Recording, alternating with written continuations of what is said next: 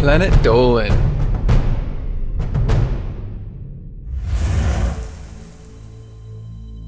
Who smuggled a convicted murderer out of prison in a dog cage? Who attempted a copycat murder to try getting a serial killer off the hook? Here are 10 convicted murderers and the people that fell in love with them. My name is Nixium, and today, I'll be your narrator. Number 10. Toby Young was running a service in which she brought dog training to prison inmates. The point of the program was to have the inmates care for the animals as a way to help show them some empathy, but it kinda backfired when Young met convicted murderer John Mannard and instead started showing empathy for him. Young left her husband and 2 children behind and smuggled Mannard out of prison in one of the dog cages. She took him to a secluded log cabin with some cash, a few books, a PlayStation, and a bunch of sex toys. The police tracked them down a few weeks later and sent them both back to prison. Number 9. Carol Ann Boone met Ted Bundy when he was being tried in Florida for a chain of serial murders. She continued to plead his innocence even after 3 guilty verdicts, and actually married him in the courtroom just before he was sentenced to death. Boone remained married to Bundy for 6 years and even had a child with him. Eventually, she came to her senses and realized that he was guilty, at which point she divorced him and moved far away. Number 8. Oscar Ray Bolin Jr. was on trial for the rape and murder of 3 women in Tampa, Florida. Rosalie Martinez was his public defender. Let's just say that she got a bit too close to her work. Martinez left her husband and 4 children behind to marry Bolin, and more than 20 years later they remained married, and she continues to work on proving his innocence. Now that is commitment. Number 7. Varg Vikernes was a Norwegian black metal musician convicted of murdering a guitarist from another band. He was also found to have burned down a few churches, but Marie Cachet didn't mind. The French national married and had a daughter with him, but she was arrested with him in 2013 for her suspected involvement in hatching a far right-wing terrorist plot. Number 6. The Menendez brothers, Lyle and Eric, were the subjects of one of the most famous trials in television history.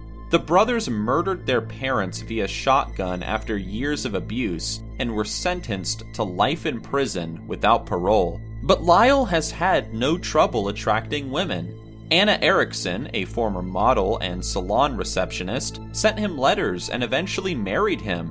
That marriage was short-lived, however, when she found out that Lyle was also sending cards to another woman, and that would be Rebecca Sneed, whom he has remained married to ever since. Number 5. Angelo Buono Jr. was one of the Hillside Stranglers, a pair of cousins who committed a series of kidnappings, rapes, and murders of at least 9 women. Despite the grisly details of this case, Christine Kizuka, a mother of 3, found herself drawn to him. At the time, she was visiting her first husband, who was also in prison. Not much is known about the circumstances, as she has avoided any media attention about her relationship, but they've remained married until his death.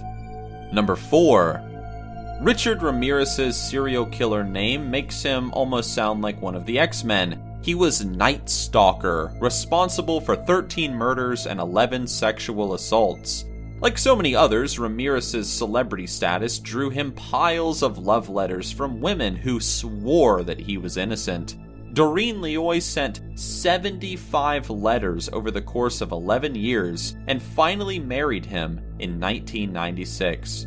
As far as we know, they remained married until his death in 2013, but Ramirez stopped taking visitors of any kind after 2010. Number 3.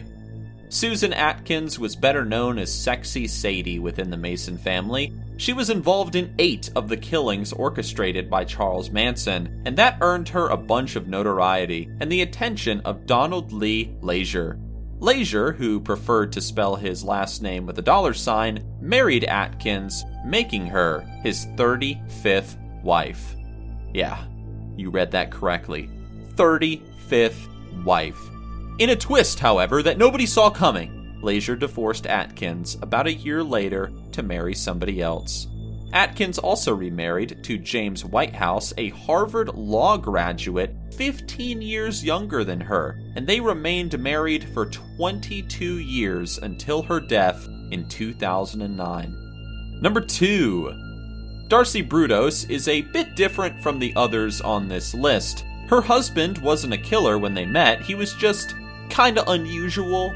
Darcy found this out as a 17-year-old bride, as she was asked to do housework completely naked except for a pair of high heels, while her husband took pictures of her. Now, that's definitely kinda weird, but not enough to tip her off to his murderous tendencies. But then, girls started just disappearing from the neighborhood, and then a strange smell started coming from the garage that she wasn't allowed to go into. That garage contained Jerry's trophies, including the amputated left foot of his first victim and a pair of amputated breasts that he used as paperweights. As the evidence piled up, poor Darcy never suspected a thing, even after he was arrested. Number 1. Kenneth Bianchi was the other Hillside Strangler, and Veronica Compton wanted to make sure that nobody knew it. Compton didn't just admire Bianchi, she actually tried to strangle a woman in cold blood to make it look like the Hillside Strangler was still on the loose after Bianchi and his cousin were imprisoned. But despite that reckless display of devotion, Bianchi didn't marry Compton. He married his pen pal, Shirley Joyce Book. Book, it seems, just had a thing for serial killers. She tried to grab the attention of Ted Bundy first before moving on to Bianchi. What do you know? There are some very interesting people in the world. Now guys, it is probably safe to assume that none of you have ever dated a serial killer, but have you ever been attracted to a troublemaker? Let us know in the comments below and we will pin our favorite to the top. This video was made possible by our fans over on Patreon. Thanks for your support, guys. Thanks for watching.